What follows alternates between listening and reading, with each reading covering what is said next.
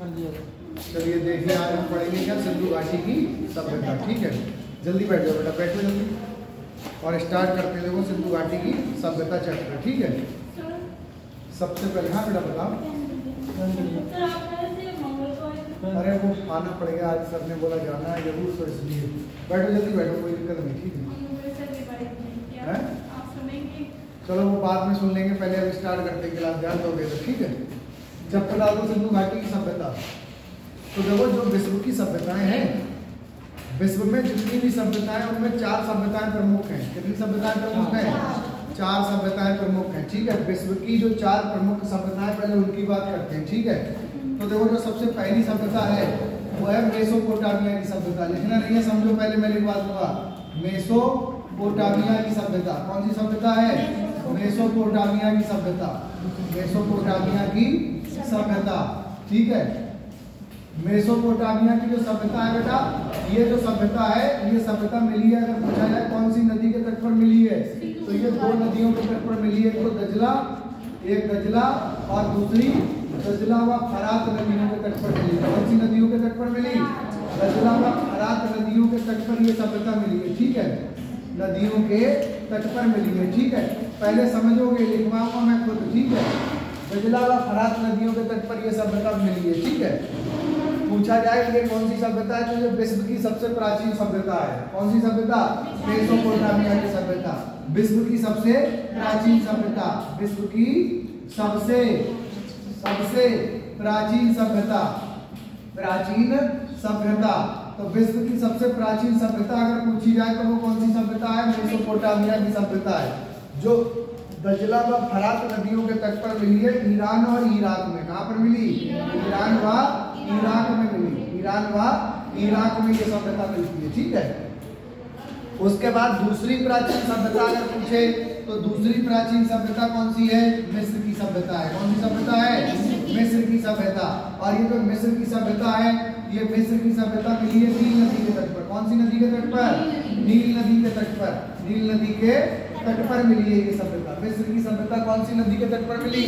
नील नदी के तट पर मिली। ठीक है, नील नदी जो है, इस नील नदी को, ये जो नील नदी है, नील नदी की कारण ही मिस्र फला फूला, समझ गए?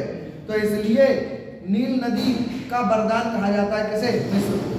मिस्र को क्या कहा जाता है? इसे, इस मिस्र को नील नदी का वरदान कहा जाता है। क्या कहा जाता है?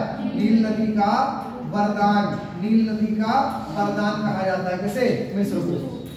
अब अगली बात, विश्व की सबसे लंबी नदी की अगर मैं बात करूं, विश्व की सबसे लंबी नदी, तो विश्व की सबसे लंबी नदी कौन सी है? लंबी नदी कौन सी है बताओ? नील नदी है। कौन सी नदी है? नील नदी है। विश्व की सबसे लंबी नदी कौन सी है? नील नदी है। अब तीसरी अगर मैं सभ्यता की बात करूं, तो तीसरी सभ्यता है भारत की सभ्यता। कौन सी सभ्यता है? भारत की सभ्यता। और भारत की सभ्यता कौन सी है? तो भारत की सभ्यता है सिंधु घाटी की सभ्यता। कौन सी सभ्यता है? सिंधु घाटी की सभ्यता, सिंधु घाटी की सभ्यता। और अगर पूछे ये सभ्यता कौन सी नदी के तट पर मिली है, तो ये मिली है सिंधु नदी के तट पर। कौन सी नदी के तट पर? सिंधु नदी के तट पर, सिंधु नदी के तट पर ये सभ्यता मिली है, सिंधु नदी के तट पर ये सभ्यता मिली है, समझ गए?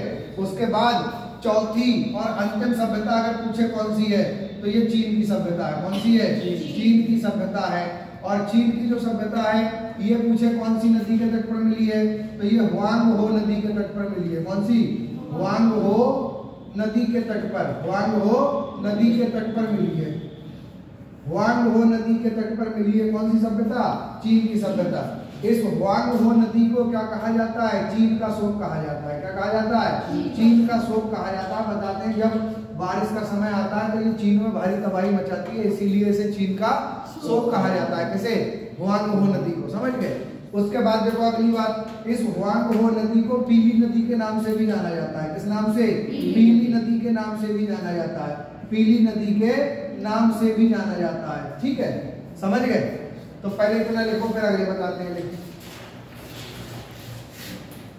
विश्व की, देखो विश्व की चैप्टर ये पढ़ा है ऊपर, सिंधु घाटी की सभ्यता। तुम बस नई लाइन से लिखना स्टार्ट करो। विश्व की प्राचीन सभ्यताओं में, विश्व की प्राचीन सभ्यताओं में 4 सभ्यताएं प्रमुख हैं।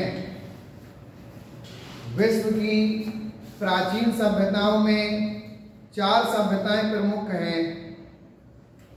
4 सभ्यताएं प्रमुख हैं जो निम्नलिखित प्रकार हैं, निम्नलिखित प्रकार से हैं। 4 सभ्यताएं प्रमुख हैं जो निम्नलिखित प्रकार से हैं, जो निम्नलिखित प्रकार से हैं, जो निम्नलिखित प्रकार से हैं। मैं हेडिंग डलवा रहा हूं, डालो नंबर 1 मेसोपोटामिया की सभ्यता। हेडिंग डालो नंबर 1 मेसोपोटामिया की सभ्यता। मेसोपोटामिया की सभ्यता, मेसोपोटामिया की सभ्यता, और डैश करके लिखो। ये सभ्यता, ये सभ्यता, ये सभ्यता ईरान व इराक में, ईरान व इराक में दजला व फरात नदियों के तट पर खोजी गई। दजला, ये सामने लिखा हुआ देख लेना, कुछ समझना। दजला व फरात नदियों के तट पर खोजी गई। दजला व फरात नदियों के तट पर खोजी गई। दजला व फरात नदियों के तट पर खोजी गई। ये विश्व की सबसे प्राचीन सभ्यता मानी जाती है। ये विश्व की सबसे प्राचीन सभ्यता मानी जाती है। विश्व की सबसे प्राचीन सभ्यता मानी जाती है। सबसे प्राचीन सभ्यता मानी जाती है। डालो 2 नंबर हेडिंग मिस्र की सभ्यता। 2 नंबर हेडिंग डालो मिस्र की सभ्यता। हाँ, ये लिखा है मिस्र, मिस्र की सभ्यता। लिखो डैश करके। ये सभ्यता, ये सभ्यता नील नदी के तट पर खोजी गई। ये सभ्यता नील नदी के तट पर खोजी गई। नील नदी के तट पर खोजी गई। ये विश्व की दूसरी सबसे प्राचीन सभ्यता है। ये विश्व की दूसरी सबसे प्राचीन सभ्यता है। दूसरी सबसे प्राचीन सभ्यता है। दूसरी सबसे प्राचीन सभ्यता है। मिस्र को नील नदी का वरदान कहा जाता है। मिस्र को नील नदी का वरदान कहा जाता है। मिस्र को नील नदी का वरदान कहा जाता है। नील नदी का वरदान कहा जाता है। नील नदी विश्व की सबसे लंबी नदी है। नील नदी विश्व की सबसे लंबी नदी है।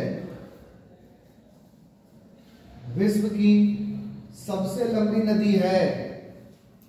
सबसे लंबी नदी है। लिख लिया? डालो अगला हेडिंग नंबर 3 भारत की सभ्यता। डैश करके लिखो।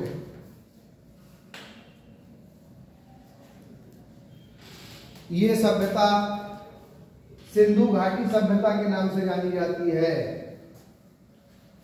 ये सभ्यता सिंधु घाटी सभ्यता के नाम से जानी जाती है। सिंधु घाटी सभ्यता के नाम से जानी जाती है। सिंधु घाटी सभ्यता के नाम से जानी जाती है। ये सिंधु नदी के तट पर खोजी गई। ये सिंधु नदी के तट पर खोजी गई। सिंधु नदी के तट पर खोजी गई। ये विश्व की तीसरी प्राचीन सभ्यता है। ये विश्व की तीसरी प्राचीन सभ्यता है। तीसरी प्राचीन सभ्यता है। तीसरी प्राचीन सभ्यता है। लिखो नई लाइन से, चीन की सभ्यता, चीन की सभ्यता, चीन की सभ्यता।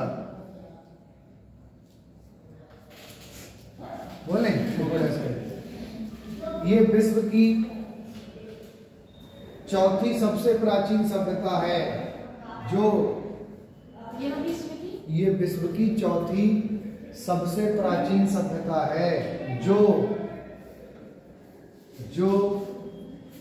हुआंग हो नदी के तट पर खोजी गई। ये लिखा हुआ है हुआंग हो नदी, हुआंग हो नदी का है, हुआंग हो नदी के तट पर खोजी गई, जो हुआंग हो नदी के तट पर खोजी गई। हुआंग हो नदी को चीन का शोक कहा जाता है। हुआंग हो नदी को चीन का शोक कहा जाता है, चीन का शोक कहा जाता है, तथा इसे पीली नदी के नाम से भी जाना जाता है, पीली नदी के नाम से भी जाना जाता है, तथा इसे पीली नदी के नाम से भी जाना जाता है। आया जल्दी, बहुत लेट आए। अरे डेमो डेमो नहीं चलेगा, आपकी क्लास ही चलेगी डायरेक्ट, डेमो से कोई मतलब नहीं। डेमो से क्लास ही चलेगी।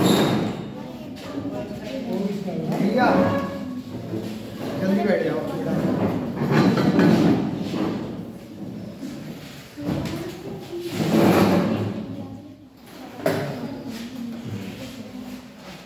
तो विश्व में जितनी भी सभ्यताएं, उनमें कितनी सभ्यताएं प्रमुख हैं?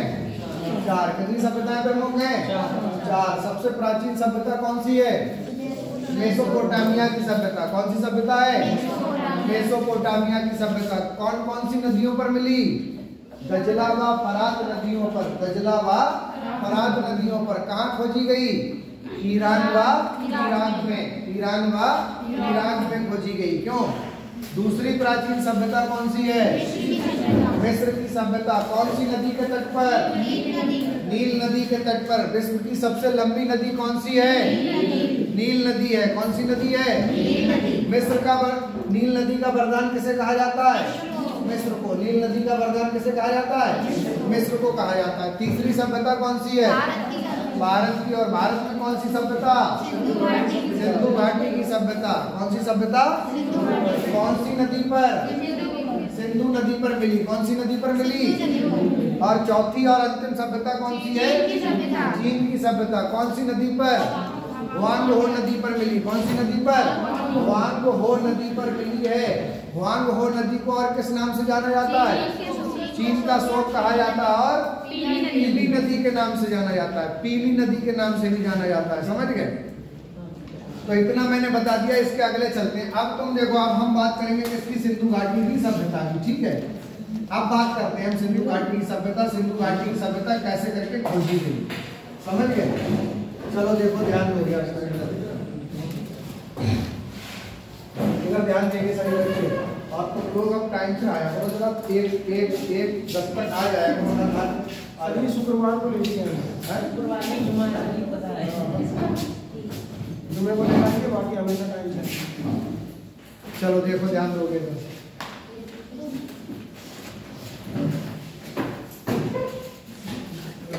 देखो, ये जो सिंधु घाटी की सभ्यता है, सिंधु घाटी की जो सभ्यता है, इसके बारे में हम बात करेंगे कैसे करके खोजी गई। समझो, ध्यान दोगे, बोर्ड पर ध्यान होना चाहिए।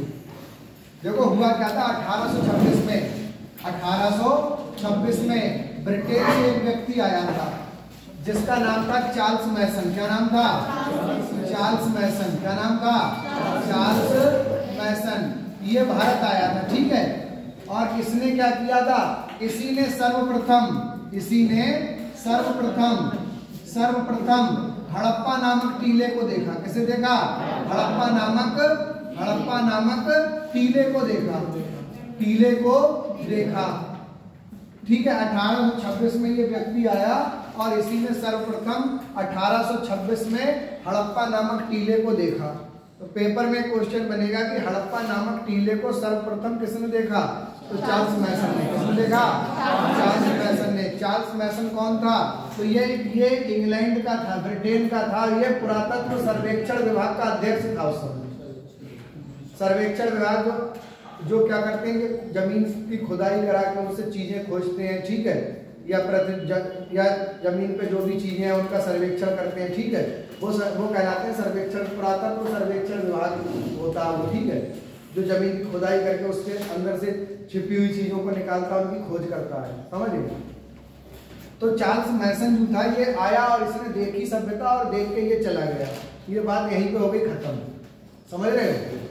उसके बाद अब क्या हुआ देखो, अब भारत में रेलवे लाइन बिछाई जा रही थी 1856 में। कब बिछाई जा रही थी? 1856। हालांकि रेलवे का प्रारंभ अगर मैं कहूँ कब हुआ, तो रेलवे का प्रारंभ बताओ भारत में कब होगा?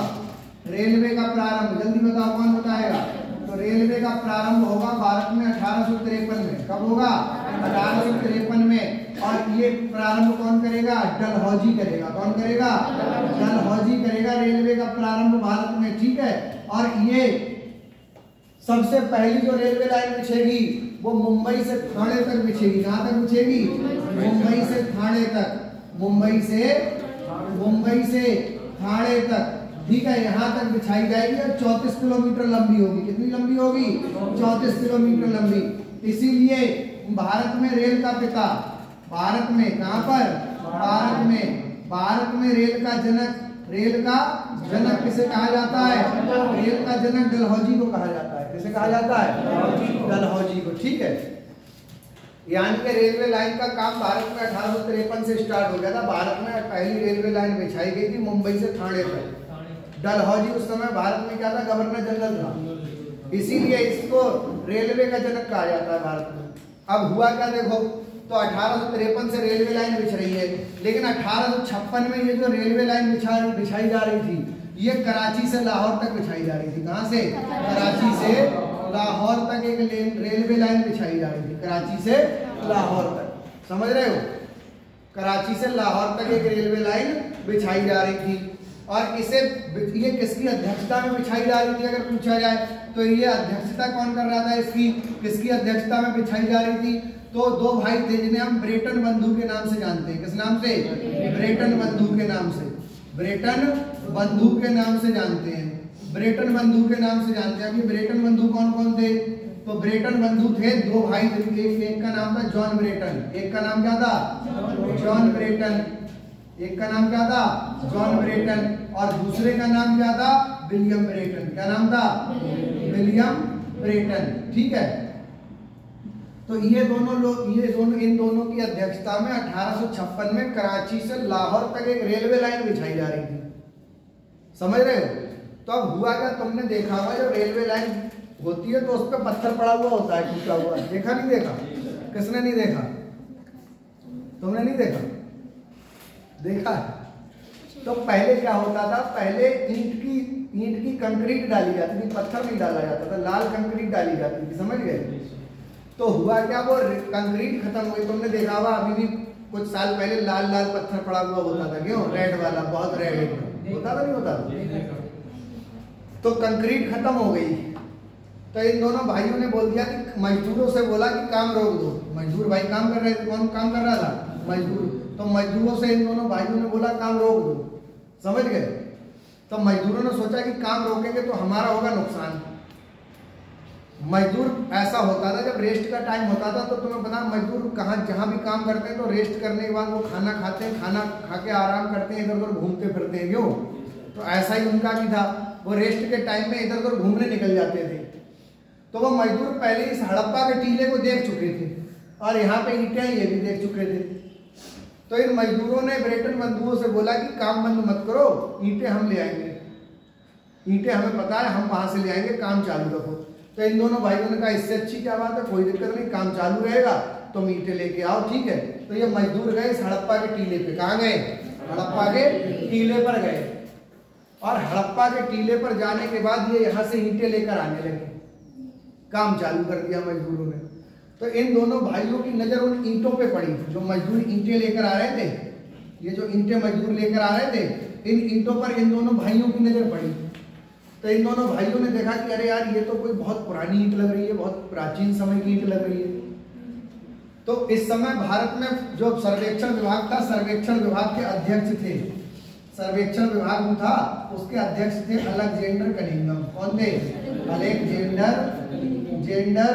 कनिंघम, अलेक्जेंडर कनिंघम, ठीक है, ये थे उस समय सर्वेक्षण विभाग के अध्यक्ष अलेक्जेंडर कनिंघम। इन दोनों भाइयों ने इसे सूचना दे दी, इससे बोल दिया कि यहाँ पर कुछ ईंटें निकली हैं और वो देखो आगे कैसी हैं। तो ये अलेक्जेंडर कनिंघम आएगा और ये ईंटें देखेगा, तो ये मजदूरों से कहेगा ये ईंटें कहाँ से लेकर आए हो, तो ये मजदूर बताएंगे और इसे लेके कहाँ जाएंगे? हड़प्पा वाले टीले पे लेकर जाएंगे अलेक्जेंडर कनिंघम को। कनिंघम देखेगा उसे और देख के इन्हें रोक देगा, कहेगा यहाँ से अब कोई भी चीज ना उठाई जाए क्योंकि ये कोई सभ्यता नजर आती है, ये कोई प्राचीन सभ्यता है, ठीक है। और यहीं पे ये क्या करेगा? इसका मानचित्र बना देगा। क्या बना देगा? मानचित्र, मतलब ये चिन्हित कर देगा उसे कि यहाँ से इतने बीच से कोई भी चीज ना उठाई जाए, मतलब उसे चिन्हित करेगा और उसका मानचित्र बना देगा। इस प्रकार से 1856 ईस्वी में, 1856 ईस्वी में सिंधु घाटी सभ्यता की खोज अलेक्जेंडर कनिंघम के द्वारा की गई। समझ गए? तो किसने की सिंधु घाटी सभ्यता की खोज? अलेक्जेंडर कनिंघम ने। तुम बताओ क्या वास्तव में इसने खोज की? इसने थोड़ी खोज की, मजदूरों ने की। लेकिन मजदूर तो बेचारे पढ़े लिखे थोड़ी थे, वो तो अपनी रोजी रोटी का काम कर रहे थे, डेली में पैसा मिलता था, उससे उनका जीवन यापन हो रहा था। तो तुम खुद सोचो, अगर तुम भी कामयाब नहीं होगे तो तुम्हारा कहीं भी नाम नहीं आएगा, तुम कितना भी बड़ा काम कर दो, है नहीं। हालांकि खोज तो इन्होंने ही की थी, यही तो देख के आए थे, इन्होंने इन्हें बताया और इसने इन्हें बता दिया, क्योंकि ये सर्वेक्षण विभाग का अध्यक्ष था, इसलिए सारा क्रेडिट किसे मिला? इसे कनिंघम को मिला। और सिंधु घाटी सभ्यता की खोज की जब बात आती तो इसे ही याद किया जाता है, इन्हें थोड़ी याद किया जाता है। तो इसलिए कामयाब बनो, समझ गए? कामयाब बनोगे तो तुम्हें लोग याद करेंगे, नहीं तो कोई याद नहीं करेगा, तुम्हारे पड़ोसी तुम्हें नहीं याद करेंगे, है नहीं, ध्यान रखना। तो इसने 1856 में सिंधु घाटी सभ्यता की खोज कर दी और इसी ने सिंधु घाटी सभ्यता का मानचित्र भी तैयार कर दिया। समझ रहे? पहले इतना लिखते हैं तभी अगले बताते हैं। चलो लिखो पहले जल्दी, बोले डाल दो सिंधु घाटी की सभ्यता और डैश करके लिखना स्टार्ट करो। लिखो, इस सभ्यता को सर्वप्रथम सिंधु घाटी की सभ्यता, हेडिंग डाल दो और डैश करके लिखो। इस सभ्यता को सर्वप्रथम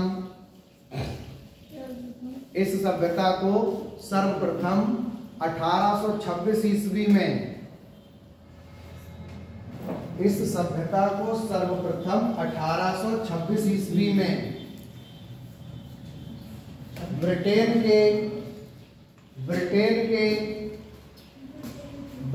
के खगोलशास्त्री, ब्रिटेन के खगोलशास्त्री चार्ल्स मैसन के द्वारा देखा गया। ब्रिटेन के खगोलशास्त्री चार्ल्स मैसन के द्वारा देखा गया। ब्रिटेन के खगोलशास्त्री चार्ल्स मैसन के द्वारा देखा गया। लिख लिया? इसके पश्चात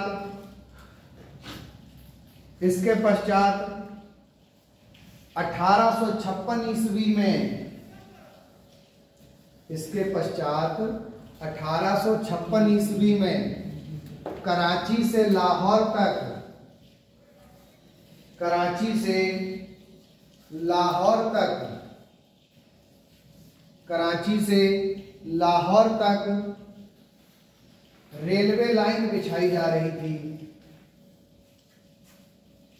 कराची से लाहौर तक रेलवे लाइन बिछाई जा रही थी, रेलवे लाइन बिछाई जा रही थी।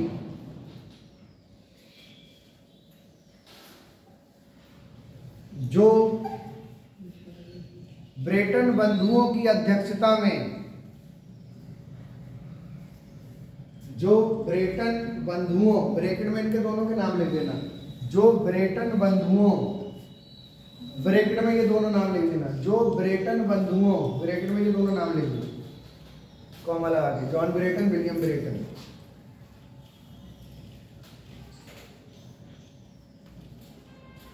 जो ब्रेटन बंधुओं, ब्रैकेट में ये दो नाम लिख दो, लिख दिए, ब्रैकेट बंद कर दो, की अध्यक्षता में बिछाई जा रही थी, की अध्यक्षता में बिछाई जा रही थी, की अध्यक्षता में बिछाई जा रही थी, बिछाई जा रही थी, लिख लिया। कंक्रीट खत्म होने के कारण,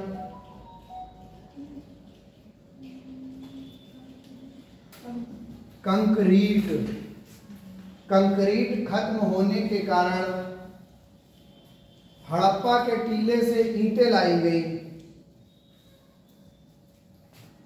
कंक्रीट खत्म होने के कारण हड़प्पा के टीले से ईंटें लाई गई, हड़प्पा के टीले से ईंटें लाई गई, ईंटें लाई गई,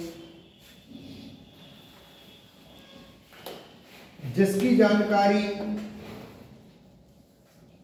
तत्कालीन सर्वेक्षण विभाग के अध्यक्ष, जिसकी जानकारी तत्कालीन सर्वेक्षण विभाग के अध्यक्ष, तत्कालीन सर्वेक्षण विभाग के अध्यक्ष, सर्वेक्षण विभाग के अध्यक्ष अलेक्जेंडर कनिंघम को दी गई, अलेक्जेंडर कनिंघम को दी गई, अलेक्जेंडर कनिंघम को दी गई। इसने 1856 ईस्वी में, इसने 1856 ईस्वी में इस सभ्यता का मानचित्र तैयार किया, इसने 1856 ईस्वी में इस सभ्यता का मानचित्र तैयार किया, मानचित्र तैयार किया और इसकी खोज कर दी, और इसकी खोज कर दी,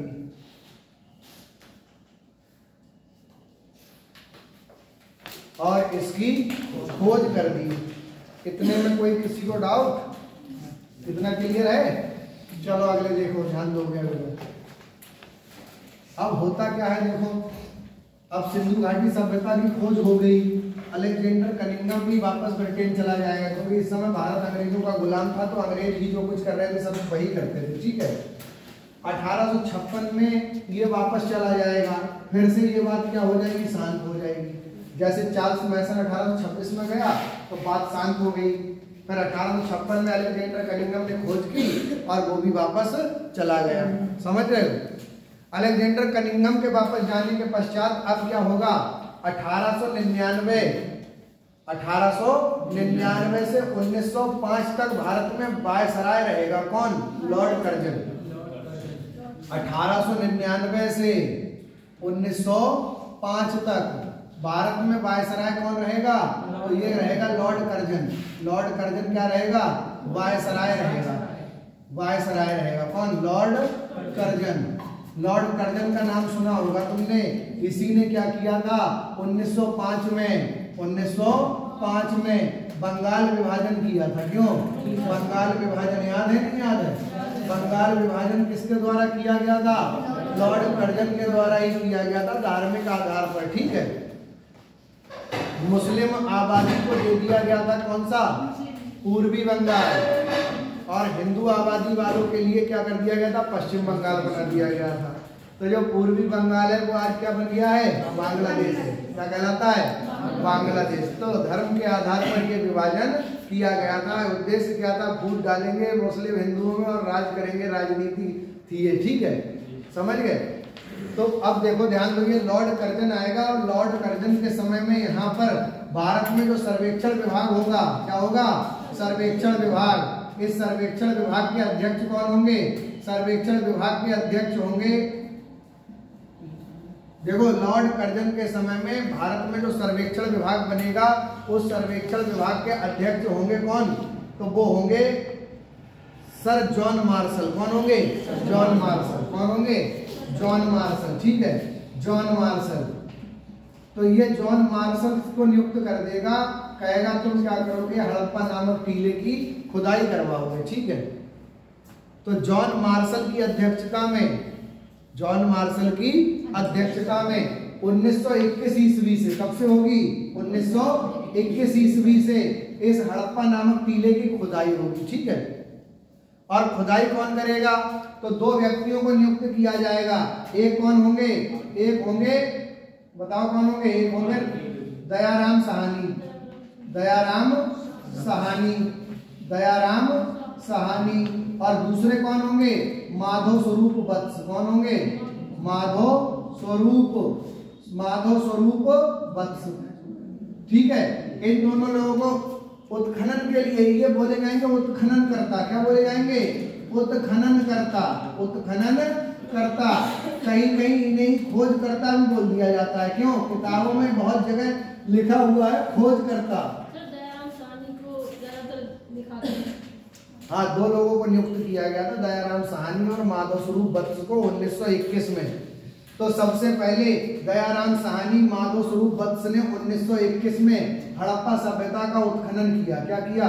हड़प्पा सभ्यता का उत्खनन किया। क्या किया?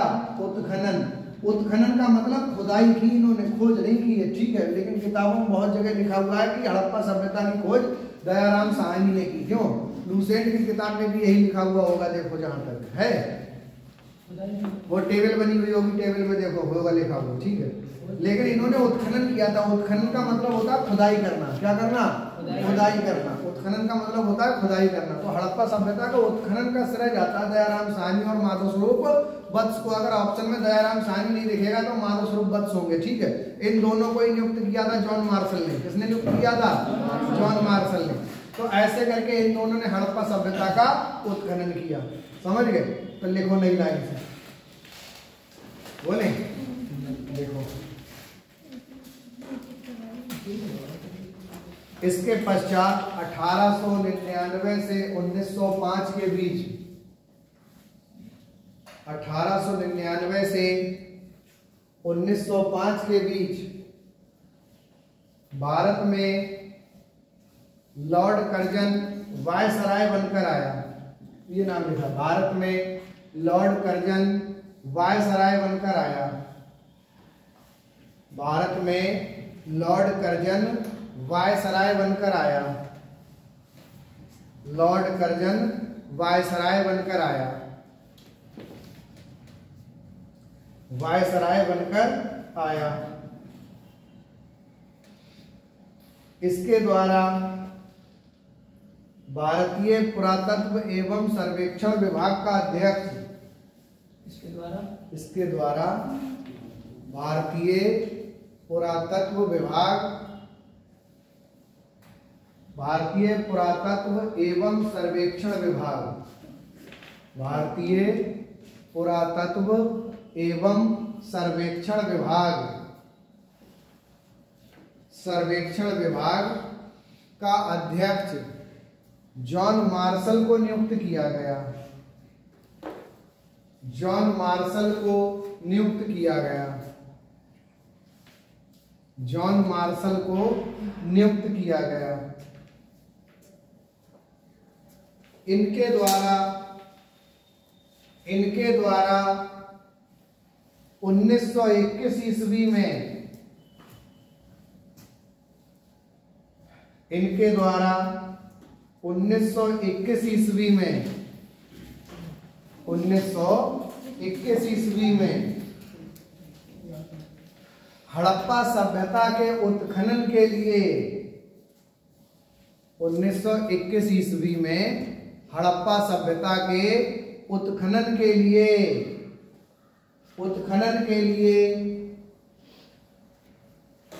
दयाराम साहनी और माधव स्वरूप वत्स को नियुक्त किया गया। दयाराम साहनी और माधव स्वरूप वत्स को नियुक्त किया गया।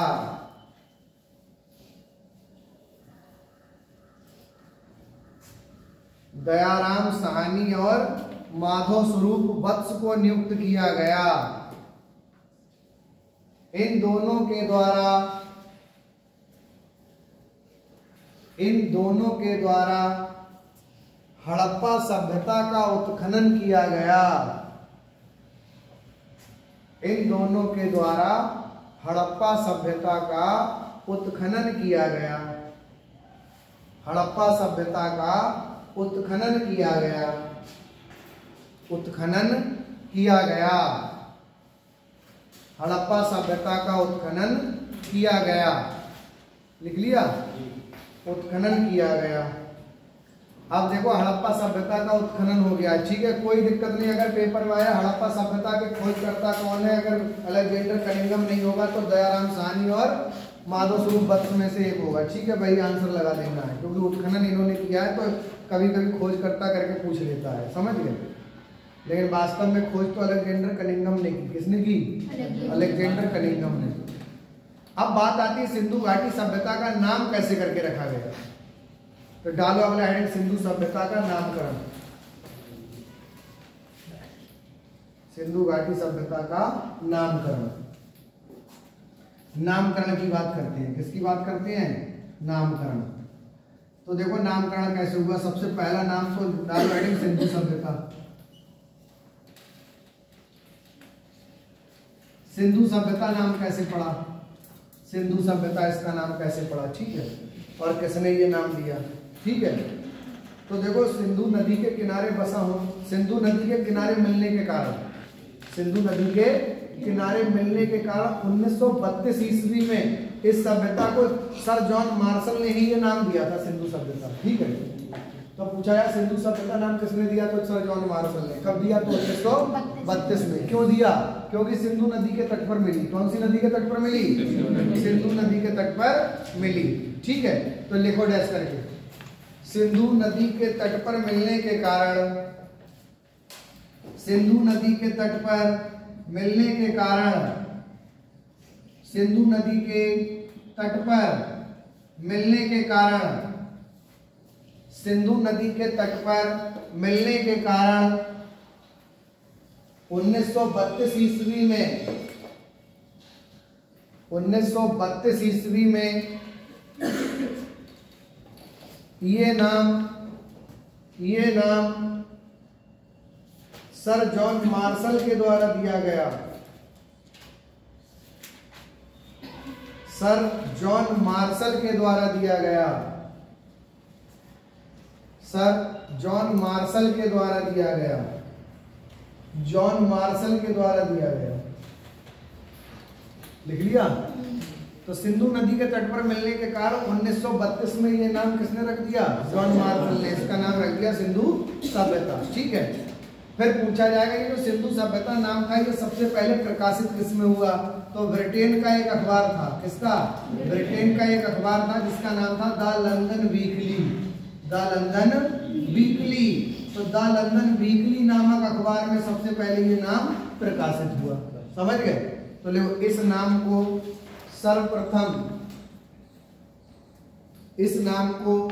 सर्वप्रथम ब्रिटेन के एक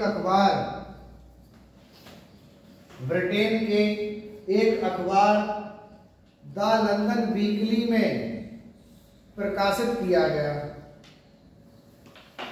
ब्रिटेन के एक अखबार द लंदन वीकली में प्रकाशित किया गया। द लंदन वीकली में प्रकाशित किया गया। प्रकाशित किया गया। लिख लिया? अब देखो सिंधु घाटी की सभ्यता, ये नाम किसने दिया? डालो हेडिंग, सिंधु घाटी की सभ्यता, ये वाला नाम डालो, सिंधु घाटी की सभ्यता। सिंधु सभ्यता बोला जाता है, सिंधु घाटी की सभ्यता बोला जाता है, हड़प्पा सभ्यता बोला जाता है, कांस्य युगीन सभ्यता बोला जाता है। बोला जाता नहीं बोला जाता? तो बहुत सारे नाम है, सबके बारे में बता रहा हूँ। तो देखो सिंधु घाटी की सभ्यता एक भारत के महान इतिहासकार हैं जिनका नाम है रफीक मुगल। क्या नाम है? यूपीएससी का जो प्रिपरेशन करते हैं लोग तो वो रफीक मुगल की किताबों को पढ़ते हैं, ठीक है, समझ गए। तो ये नाम किसने दिया? रफीक मुगल ने दिया, इतिहासकार रफीक मुगल के द्वारा दिया गया है, ठीक है। बहुत सारी इतिहास की किताबें लिखी है, ठीक है। तो देखो ये नाम भारतीय इतिहासकार, ये नाम भारतीय इतिहासकार रफीक मुगल के द्वारा दिया गया है। ये नाम भारतीय इतिहासकार रफीक मुगल के द्वारा दिया गया है। भारतीय इतिहासकार रफीक मुगल के द्वारा दिया गया है, रफीक मुगल के द्वारा दिया गया है, लिख लिया। चलो बताओ, अगला नाम है कांस्ययुगीन सभ्यता। कांस्ययुगीन सभ्यता क्यों कहा जाता है, जल्दी बताओ, कौन बताएगा? कांस्ययुगीन सभ्यता। तो देखो कांस्ययुगीन सभ्यता, अच्छा कांसा क्या होता है, कौन बताएगा? एक प्रकार की धातु है, धातु होती है, पानी लिया जाता है, लोहे और टिन से मिलके बनता है। कांसा ही कह दे कि अरे नहीं यार वो अलग है, कांसा सब ये धातु। हाँ कांसा धातु है, ये मुझे भी पता है, लेकिन बनता कैसे कांसा ये बताओ। तांबे के टाइप का सभी तांबा और लोहे का मिक्सचर, तांबा और लोहे का मिक्सचर होता है। ये अभी किसने बताया था? तांबे और टिन का मिश्रण होता है। किसका मिश्रण होता है? तांबे और टिन से मिलके बनता है, तांबे और टिन से मिलके बनता है, तांबा और टिन से मिलके बनता है। क्या? रुको एक मिनट,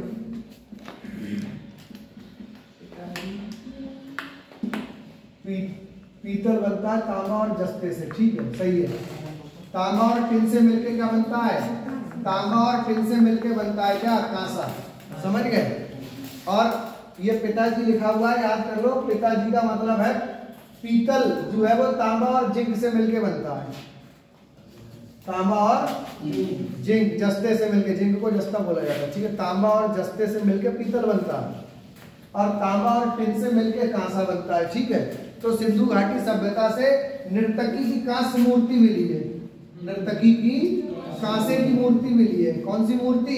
कांसे की मूर्ति मिली है, ठीक है। नर्तकी की कांसे की मूर्ति प्राप्त हुई है, इसीलिए इस सभ्यता को क्या कहा जाता है, यानी कि यहाँ से कांसे के साक्ष्य मिले हैं, इसीलिए इस सभ्यता को कांस्ययुगीन सभ्यता भी कहा जाता है। क्या कहा जाता है? कांस्ययुगीन सभ्यता। तो लिखो डैश करके, यहाँ से डैश करके लिखो। इस सभ्यता से सर जी उस समय भी नर्तकी बना रहे थे क्या? अरे बिल्कुल सब कुछ होता था, ठीक है, उसी समय से तो सीख के अब सब कुछ हो रहा है। क्यों? देखो इस सभ्यता से कांसे की नर्तकी नृत्य मुद्रा में नाचती हुई एक स्त्री की मूर्ति बनाई गई है, कांसे की नृत्य मुद्रा में, ठीक है। देखो जल्दी, क्या बोला था? हाँ, इस सभ्यता से कांसे की मूर्ति और बर्तन प्राप्त हुए हैं, कांसे की मूर्ति और बर्तन प्राप्त हुए हैं,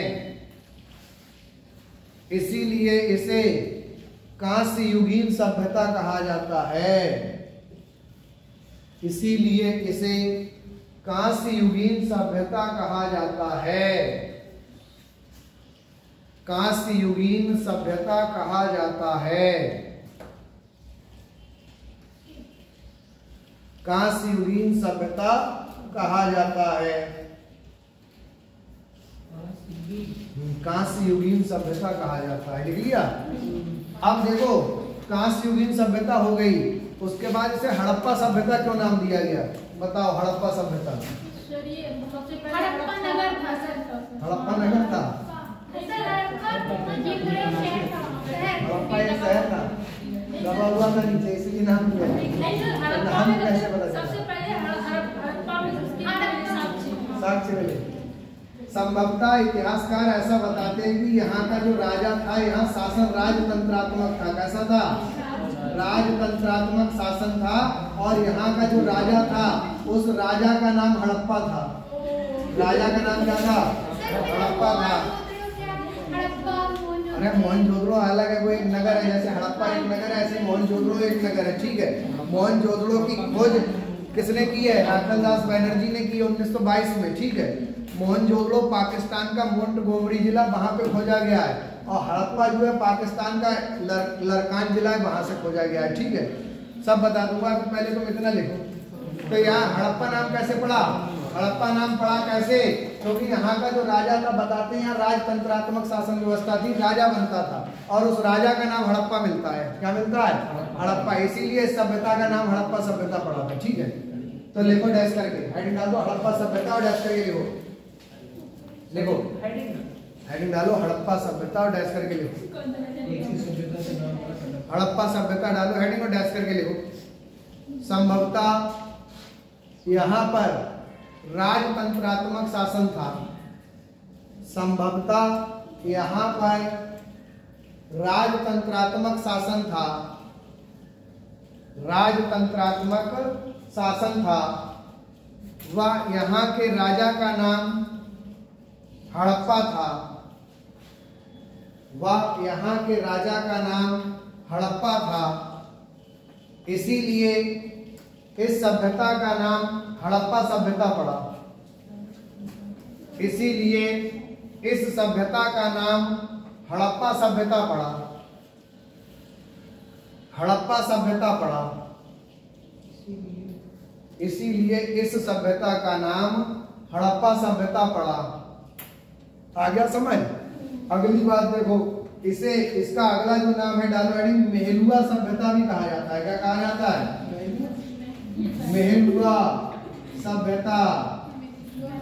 क्यों? ये तो लूसेंट में भी, एक से लूसेंट पढ़ी होगी, उसमें ये नाम दिया हुआ है, ठीक है।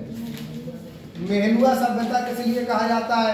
तो देखो, जो हड़प्पा सभ्यता थी, ये जो सिंधु घाटी की सभ्यता थी, ये नगरीय सभ्यता थी। कैसी सभ्यता थी?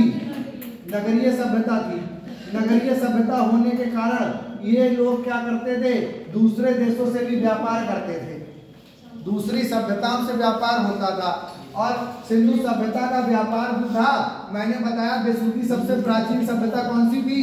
मेसोपोटामिया की सभ्यता थी। मेसोपोटामिया की सभ्यता थी। तो ये जो मेसोपोटामिया की सभ्यता थी, मेसोपोटामिया की सभ्यता से व्यापार होता था भारत का, समझ गए? और ये मेसोपोटामिया के लोग इस सिंधु घाटी सभ्यता से कपास खरीद के ले जाते थे। क्या ले जाते थे? कपास। और कपास को सिंधु घाटी सभ्यता में सिंडान कहा गया है। क्या कहा गया है? सिंडान। ये कपास का नाम है, समझ गए? तो यही लोग जो मेसोपोटामिया के लोग थे, ये सिंधु वासियों को मेहलुआ कह के पुकारते थे। क्या कह के पुकारते थे? मेहलुआ कह के पुकारते थे, ठीक है। मेहलुआ नाम तो ये मेसोपोटामिया के लोगों ने दिया। क्या दिया? समझ गए? चलो लिखो, ये लूसेंट में भी है। तुमने अगर लूसेंट पढ़ी होगी, नाम आया होगा, देखना व्यापार जहाँ पे हो वो पढ़ के देखना, अगले है कहीं ना कहीं। मैंने पढ़ी है, मुझे पता है इसमें है ये नाम, ठीक है। डालो हेडिंग मेहलुआ सभ्यता और डैश करके लिखो। देखो, बोले सिंधु सभ्यता का व्यापार, सिंधु सभ्यता का व्यापार मेसोपोटामिया से होता था। सिंधु सभ्यता का व्यापार मेसोपोटामिया से होता था। मेसोपोटामिया से होता था। मेसोपोटामिया से होता था तथा मेसोपोटामिया के लोग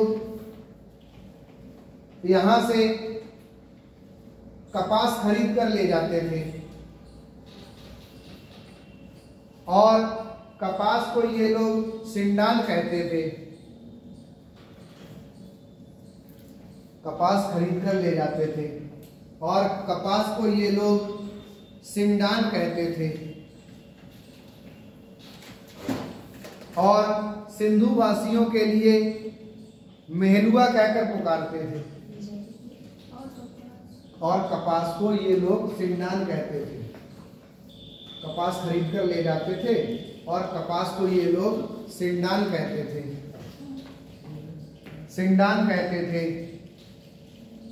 सिंडान कहते थे।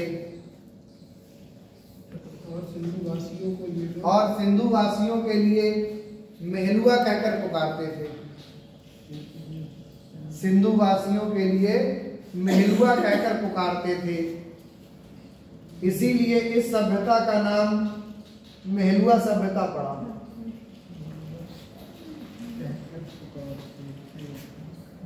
इसीलिए इस सभ्यता का नाम मेहलुआ सभ्यता पड़ा। मेहलुआ सभ्यता पड़ा। इतने में कोई दिक्कत बताओ? अगले चले? चलो अगला है डालो सिंधु सभ्यता का काल निर्धारण या समय निर्धारण। सिंधु सभ्यता का समय या काल निर्धारण। सिंधु सभ्यता का समय या काल निर्धारण। समय या काल निर्धारण। समय या काल निर्धारण। टाइम कैसे पता चला कि ये 5000 साल पुरानी है? कल भी इसके बारे में हमने बात की थी। क्यों? कार्बन डेटिंग पद्धति C14 के बारे में बताया था। क्यों? तो हेडिंग डालो सिंधु सभ्यता का, सिंधु सभ्यता का काल निर्धारण। काल निर्धारण। निर्धारण, ठीक है। तो सबसे पहली बात तो देखो, ध्यान दोगे इधर समझो। एक विधि है कार्बन डेटिंग पद्धति C14। कार्बन डेटिंग पद्धति, कार्बन डेटिंग पद्धति C14 के अनुसार, C14 के अनुसार, ठीक है। तो देखो ध्यान दो, कार्बन डेटिंग पद्धति C14 के अनुसार सिंधु सभ्यता का नाम जो समय है वो 2550 ईसा पूर्व से 1750 ईसा पूर्व या 2500 ईसा पूर्व से 1750 ईसा पूर्व का माना गया है, ठीक है। यानी कि ईसा मसीह के जन्म से 2550 साल पहले ये सभ्यता का उदय हुआ और ईसा मसीह के जन्म से 1750 साल पहले तक रही। और आज कितनी चल रही है? 2025। तो 2500 ईसा मसीह के जन्म से पहले 2500 साल और 2000 साल, ये तो लगभग कितने 4500 साल हो गए, नहीं हो गए? तो इसीलिए माना गया ये सभ्यता कितने साल पुरानी है? 5000 साल पुरानी लगभग। कितने साल पुरानी? 5000 साल पुरानी लगभग, ठीक है। समझ गए? तो क्या बताया था? देखो ध्यान दो, बताया 2350 ईसा नहीं, 2350 नहीं, 50 कितना 1750 था। क्यों? हाँ, रेडियो कार्बन सही है। 2350 ईसा पूर्व से 2350 बीसी से 1750 बीसी, 1750 बीसी, ये याद रखना। 2550 बोल दिया था, ठीक है, वो गलती से हो गया था, कोई दिक्कत नहीं है, सही है, सही लिखा हुआ। उसके बाद 2300 से 2300 बीसी से 2300 बीसी से 1750 बीसी, ये दो समय याद रखना। समझ गए? यही दो समय सबसे प्रमाणिक समय है सिंधु सभ्यता के, सबसे प्रमाणिक समय माने गए हैं। कैसे माने गए हैं? प्रमाणिक समय। प्रमाणिक समय ये माने गए हैं सिंधु सभ्यता के सबसे प्रमाणिक समय। समझ गए?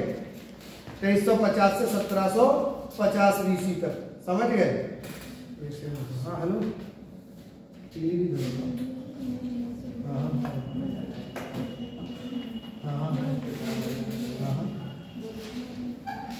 मुझे ये नहीं पता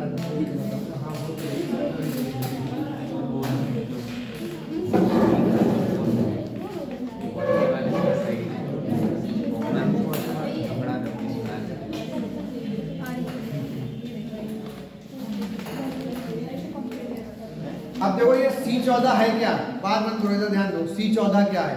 तो मैंने तुम्हें बताया था ये कार्बन होता है। क्या होता है? कार्बन एक तत्व है जो हमारे शरीर में पाया जाता है। और ये जो तत्व है ये लगभग इसकी आयु 12000 साल तक मानी गई है। कितनी मानी गई है? तो वहां जो सिंधु सभ्यता से कंकाल मिले थे उन कंकालों में ये कार्बन चेक किया गया, तो लगभग 5000 साल का कार्बन क्या हुआ था? खत्म हो चुका था। 7000 साल का कार्बन अभी भी बाकी था। तभी ये अंदाजा लगा लिया गया ये सभ्यता कितनी पुरानी है? 5000 साल पुरानी है। कितनी पुरानी है? 5000 साल पुरानी है, ठीक है। तो लिख लो ऐसे करके, हेडिंग डालो कार्बन डेटिंग पद्धति C14 के अनुसार और डैश करके लिखो इस सभ्यता का सबसे प्रमाणिक समय इस सभ्यता का डालो कार्बन डेटिंग पद्धति C14 के अनुसार और डैश करके लिखो इस सभ्यता का अच्छा लिखो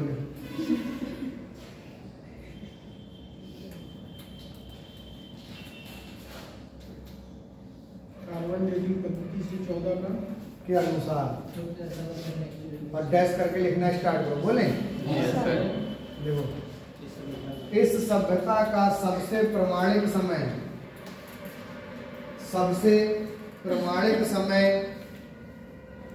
2350 BC से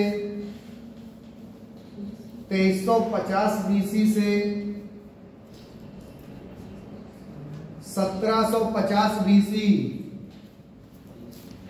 या 2350 BC से 1750 BC या 2300 BC से 1750 BC माना गया है। 2300 BC से 1750 BC माना गया है। 1750 BC माना गया है। तो दो याद रखना, दोनों कोई भी हो ऑप्शन में यही सही है, ठीक है, समझ गए। एक और एनसीईआरटी के अनुसार अगर पूछे कितना है, जो एनसीईआरटी की बुक्स हैं उनमें ये सभ्यता का समय कितना मानते हैं, तो उनमें ये समय माना जाता है 2500 ईसा पूर्व से 1800 ईसा पूर्व का, ठीक है। तो डालो हेडिंग एनसीईआरटी के अनुसार, एनसीईआरटी के अनुसार एनसीईआरटी के अनुसार डैश करके लिखो इस सभ्यता का समय 2500 BC से 1800 BC माना गया है। 1800 BC माना गया है। 2500 BC ये सामने लिखा 2500 BC से 1800 BC माना गया है। बस ये दो टाइम याद रखो। अगर एनसीईआरटी से क्वेश्चन आए तो ये वाला समय बताना है, और एनसीईआरटी ना आए तो कार्बन डेटिंग पद्धति C14 आएगी, तो इनमें से कोई भी ऑप्शन हो वही सही माना जाएगा, ठीक है। तो ये समय हो गया। अब अगला हेडिंग डाल दो तुम, सिंधु सभ्यता का विस्तार के बारे में बात करेंगे। सिंधु सभ्यता का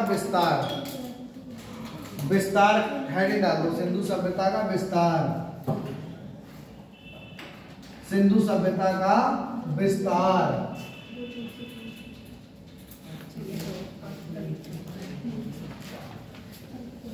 डालो हेडिंग सिंधु सभ्यता का विस्तार।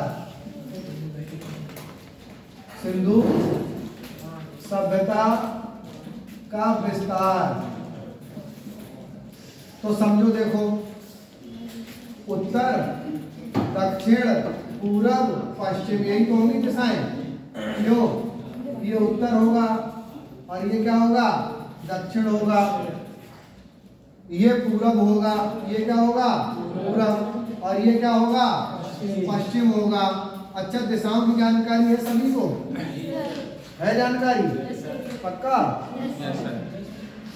देखो, अगर जैसे दिशाओं की जानकारी नहीं है, मैं बता रहा हूँ दिशाएं कैसे करके ज्ञात करोगे। तो तुम्हें ये पता है सूर्य जो है वो हमेशा सुबह में पूरब से निकलता है। कहाँ से निकलता है? पूरब से। अगर तुम सुबह के समय कहीं भी हो और तुम्हें सूर्य दिखाई दे रहा है जिस तरफ, तो वो दिशा समझ लो कौन सी है, पूरब है। वो दिशा कौन सी है, पूरब है। और पूरब के जस्ट विपरीत वाली दिशा कौन सी होगी, पश्चिम। अब 12 बजे के बाद के समय की बात पे आ जाओ। तो 12 बजे के बाद सूर्य जो है वो उत्तर में पहुंच जाता है। कहाँ पहुंच जाता है? उत्तर में पहुंच जाता है। क्यों पहुंच जाता, नहीं पहुंच जाता है? तो यानी कि अब उत्तर, जब अब देखो ये सामने उत्तर है, तुम्हें लग रहा है ये पूरब हुआ। 12 बजे के बाद का समय हो रहा है, सूर्य इधर दिखाई दे रहा, नहीं दे रहा है, नहीं है? तो ये उत्तर है। क्या है? वो सॉरी, दक्षिण है सर, पूरब। सर उधर ये सूर्य होगा ना यहाँ पे। क्यों? सुबह के समय। और सूर्य घूमते हुए किधर जाएगा? दक्षिण में जाएगा। सॉरी, किधर जाएगा? दक्षिण में। तो तो यानी कि ये इधर, अब इधर दक्षिण है और दक्षिण के सामने इधर क्या होगा, उत्तर होगा। क्यों, ऐसा ही तो होगा। तो ऐसे करके दिशाओं का ज्ञान कर लिया करो, ठीक है। ऐसे दिशाएं पता चल जाती है। अरे उत्तर के सामने की बात कर रहा हूँ। जब दक्षिण होगा, दक्षिण में जब सूर्य होगा तो दक्षिण के सामने पश्चिम होगा, नहीं होगा। इधर दक्षिण है तो दक्षिण के सामने पश्चिम होगा, नहीं होगा, है नहीं। पश्चिम के सामने सब होता है। अरे सर जी पूरब में निकला, दक्षिण में पहुंचा और पश्चिम में डूब गया, खेल खत्म। कहाँ से निकलेगा, देखो यहाँ से ऐसे ही तो निकलेगा और ऐसे ही तो जाएगा। यहाँ पहुंचेगा नहीं पहुंचेगा। सर देखो सर, पूरब से निकला उत्तर में जाएगा। पहुंचा पश्चिम में खत्म। ये जगह पे नहीं जाता, उत्तर में नहीं उत्तर जाता, में नहीं जाता है ना सर जी। पूरब में निकला, दक्षिण में पहुंचा और पश्चिम में जाके डूब जाएगा। समझ गए, ये होता है। दिशाओं का ज्ञान ऐसे ही करके होता है, ठीक है, सही है। चलो अब देखो, ध्यान दोगे। अरे मैं पीलीभीत का सोच रहा था ना, तो यहाँ तो ये उल्टा हो गया था, कोई दिक्कत नहीं। वहाँ पूरब से निकलता है ना, है अरे आप पूरब से निकलेगा तो लोगों बता रहा हूँ, पूरब से निकलेगा। अरे फिलहाल यही होता है, ठीक है, ऐसे ही याद करना है, ध्यान रखना, सही है। हाँ, पश्चिम में डूब जाएगा, बस बात, उत्तर में नहीं जाता, बस बात खत्म। ऐसा ही होता है। वो मैं डायरेक्शन बाहर की, उससे कंफ्यूज हो गया ना यहाँ। क्यों, चलो कोई दिक्कत नहीं, फिलहाल इधर ध्यान दो। देखो उत्तर से दक्षिण तक अगर पूछे इस सभ्यता का विस्तार कितना है, तो उत्तर से दक्षिण तक इस सभ्यता का विस्तार है 1400 किलोमीटर। कितना है, 1400 किलोमीटर एरिया में फैली हुई है। फिर अगर पूछे पूरब से पश्चिम में ये सभ्यता कितने एरिया में, तो 1600 किलोमीटर में फैली हुई है। कितने में, 1600 किलोमीटर में, ठीक है। उत्तर से दक्षिण में ये सभ्यता 1400 किलोमीटर में फैली हुई है और पूरब से पश्चिम में ये सभ्यता 1600 किलोमीटर में फैली हुई है। कितनी फैली हुई है, 1600 किलोमीटर में फैली हुई है, ठीक है। अब बात आती है, इस सभ्यता का पूछा जाएगा सबसे उत्तरी स्थल कौन सा है। सबसे उत्तरी स्थल, तो सबसे उत्तरी स्थल अगर पूछा जाए, सबसे उत्तरी स्थल, तो सबसे उत्तरी स्थल इस सभ्यता का क्या होगा, तो वो होगा मांडा। क्या होगा, मांडा। और ये मांडा कहाँ पड़ता है, तो मांडा पड़ता है जम्मू कश्मीर है। जम्मू कश्मीर, जम्मू कश्मीर में एक जगह है, एक सेक्टर है अखनूर सेक्टर। कौन सा सेक्टर, अखनूर एक जगह है। कौन सी जगह है, अखनूर। तो ये मांडा यहाँ अखनूर में स्थित है, ठीक है। सिंधु सभ्यता में खोजा गया सबसे उत्तरी स्थल अगर पूछा जाए तो वो मांडा होगा। क्या होगा, मांडा। पूछा जाए कहाँ से खोजा गया, तो जम्मू कश्मीर के अखनूर में खोजा गया। कहाँ खोजा गया, अखनूर में। अब ध्यान दो, इधर पूछा जाएगा ये कौन सी नदी के तट पर मिला। अगर नदी की बात करूं तो ये चिनाब नदी के तट पर मिला। कौन सी नदी के तट पर, चिनाब नदी के तट पर स्थित है। कौन सी नदी के तट पर स्थित है, चिनाब नदी के तट पर, ठीक है। अब बात करते हैं दक्षिणी स्थल कौन सा है, तो दा से दक्षिण और दा से दैमाबाद याद रखो। क्या याद रखोगे, दैमाबाद।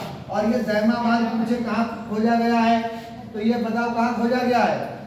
ये गुजरात के अहमदनगर में खोजा गया है। कौन, कहाँ खोजा गया, अहमदनगर में, ठीक है। नहीं, महाराष्ट्र, महाराष्ट्र अहमदनगर, ठीक है। अहमदनगर, अहमदनगर, अहमदनगर में खोजा गया है। और ये कहाँ पड़ता है, महाराष्ट्र में पड़ता है। कहाँ पड़ता है, महाराष्ट्र में पड़ता है, ठीक है। पूछा जाए ये कौन सी नदी के तट पर मिला है, तो एक नदी है गोदावरी नदी। कौन सी नदी है, गोदावरी नदी की सहायक नदी है प्रवरा नदी। कौन सी नदी, प्रवरा नदी के तट पर मिला है। किसके तट पर मिला है, प्रवरा नदी। कौन सी नदी, प्रवरा नदी। और ये किसकी सहायक नदी है, तो गोदावरी नदी की सहायक नदी है। किसकी, गोदावरी, गोदावरी की सहायक नदी है। सहायक नदी, गोदावरी की सहायक नदी है, ठीक है। तो सबसे दक्षिणी स्थल पूछे तो दा से दक्षिण, दा से दैमाबाद। कहाँ पर खोजा गया, तो ये अहमदनगर महाराष्ट्र में। अहमदनगर महाराष्ट्र में। कौन सी नदी के तट पर, प्रवरा नदी किसकी सहायक नदी है? गोदावरी की सहायक नदी है। किसकी सहायक नदी है? गोदावरी की सहायक नदी है। ठीक है, उसके बाद अब पूछेगा तुमसे सबसे पूर्वी स्थल, मोस्ट इंपॉर्टेंट है ये, मेरठ में खोजा गया, उत्तर प्रदेश में। कहाँ खोजा गया? उत्तर प्रदेश के यूपी के मेरठ में खोजा गया। कहाँ खोजा गया? मेरठ में। और इसका नाम क्या है? इसका नाम है आलमगीरपुर। क्या है? आलमगीरपुर। आलमगीरपुर। पूछा जाए ये कौन सी नदी के तट पर खोजा गया, तो ये खोजा गया हिंडन नदी के तट पर। कौन सी नदी है? हिंडन नदी। कौन सी नदी है? हिंडन नदी के तट पर खोजा गया। ठीक है, अगली बात देखो, पश्चिमी स्थल पूछे कौन सा है, तो पश्चिमी स्थल का नाम है सूतका गेंडोर। क्या नाम है? सूतका गेंडोर। सूतका गेंडोर। और ये पूछे कहाँ खोजा गया है, तो ये बलूचिस्तान पड़ता है पाकिस्तान में। कहाँ पड़ता है? पाकिस्तान में। बलूचिस्तान क्या पड़ता है? बलूचिस्तान में खोजा गया। पूछा जाए कौन सी नदी के तट पर मिला ये, अगर नदी पूछे तो नदी कौन सी है, तो नदी है दशक नदी। कौन सी नदी है? दशक। दशक नदी के तट पर खोजा गया इसे। कौन सी नदी के तट पर खोजा गया? दशक नदी के तट पर खोजा गया। समझ गए? तो ये ऐसे करके इसके भाई स्थल भी पेपर में आते हैं, तुम्हें ये याद होने चाहिए कि कौन सा स्थल किस तट पर मिला है, किस तट पर खोजा गया है। समझ गए? तो वो सब तुम्हें याद होना चाहिए। ठीक है, कौन सा स्थल किस तट पर मिला है। उत्तरी स्थल मोस्ट इंपॉर्टेंट, सबसे इंपॉर्टेंट ये वाला है, ये आता है पेपर में बार बार। सिंधु सभ्यता का सबसे पूर्वी स्थल कौन सा है, तो वो कौन है? आलमगीरपुर। कौन है? आलमगीरपुर। कौन सी नदी के तट पर? हिंडन नदी के तट पर। हिंडन नदी के तट पर उत्तर प्रदेश के मेरठ में खोजा गया। उत्तर प्रदेश के मेरठ में खोजा गया है। समझ गए? और सिर्फ फोटो खींचो तुम और वो डाल दो ग्रुप में। अपने फोन से? हाँ, अपने फोन से खींच लो यार, मेरे में ठीक है। तुम दोनों लोग उठ के वहाँ बैठ जाओ, ये बैग रखे हैं यहाँ पे, जाओ दोनों लोग वहाँ बैठ जाओ, ताकि लगे क्लास में बच्चे हैं, कम बच्चे हैं ना बहुत। जल्दी दोनों लोग बैठ जाते, आगे खींच लो, बैठो जल्दी खींचो। तो ये समझ आ गया तुम लोगों के? ये समझ आ गया? इसे ऐसे ही करके नोट करना है। जल्दी नोट करो, लिखो जल्दी से, लिखो, एक पीछे से खींच लो। इसे ऐसे ही करके नोट करना है, जल्दी नोट कर लो जल्दी। ठीक है, जल्दी नोट करो इसे, बुक में आराम से अच्छे से लिख लो। ये ऐसे ही सिंधु सभ्यता का विस्तार है। ठीक है, फिर देखो अगला क्वेश्चन क्या पूछा जाएगा, तुम इसे नोट करो। मैं यहाँ पे लिख रहा हूँ, कोई दिक्कत नहीं होगी लिखने में तुम लोगों को। ठीक है, देखो अगर पूछे कि सिंधु सभ्यता का प्रारंभ में आकार कैसा था, आकार, आ जाओ अपनी जगह पे आ जाओ, कोई दिक्कत नहीं। सिंधु सभ्यता का अगर पूछे प्रारंभ में आकार कैसा था, प्रारंभ में, तो प्रारंभ में इसका जो आकार है, प्रारंभ में इसका आकार अगर पूछे कैसा था, तो प्रारंभ में इसका आकार था त्रिभुजाकार। कैसा था? त्रिभुजाकार था।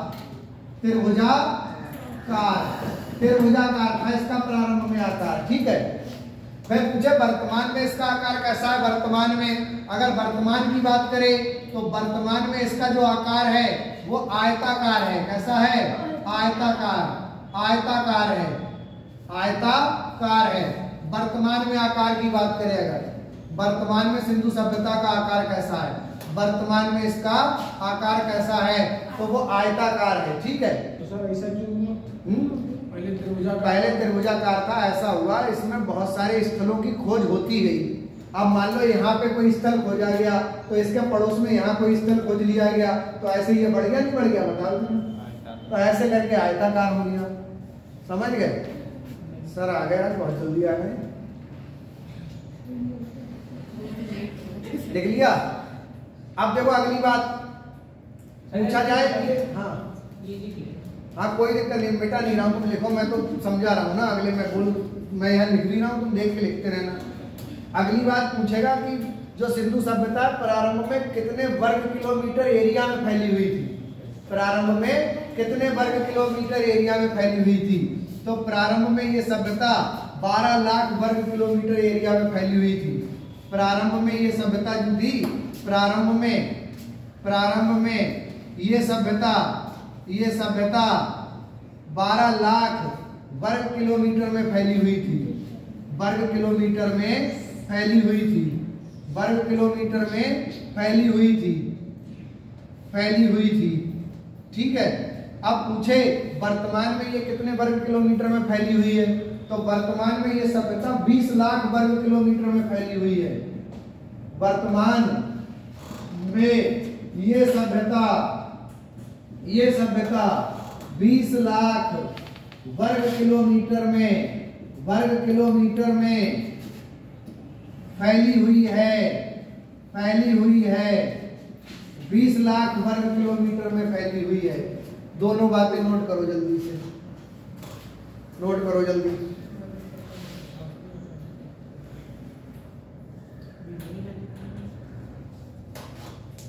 दिखाई दे रहा है बेटा? हाँ जल्दी लिख लो आराम से।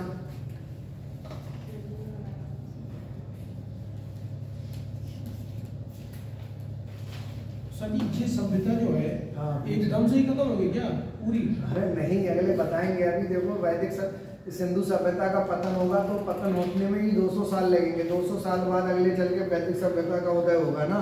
ठीक है, तो अभी जब पढ़ोगे तभी तो अगली जानकारी मिलेगी। पहले ये सभ्यता पढ़ लो ना, उसके बाद फिर अगले बताएंगे खत्म कैसे हुई, खत्म भी बताएंगे कैसे हुई। ठीक है,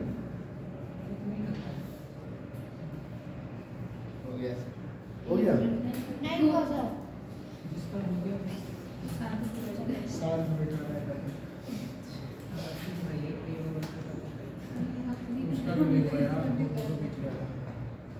जल्दी काफी तेज लिखते हैं।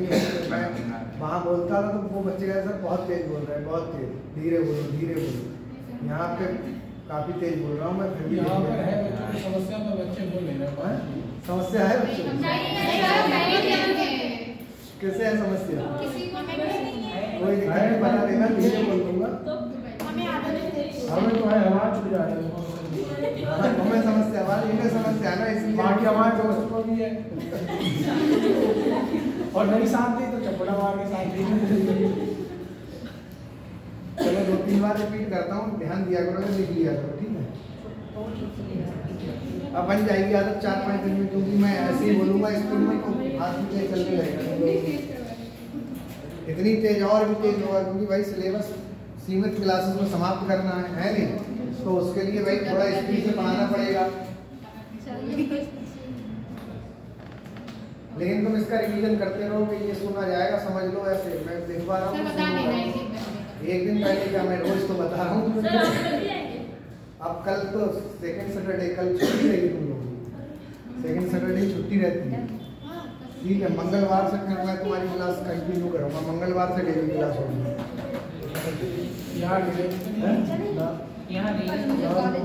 छुट्टी रहती है सेकंड सैटरडे? यहाँ नहीं रहती। रहती नहीं थी, अब नहीं रहती है।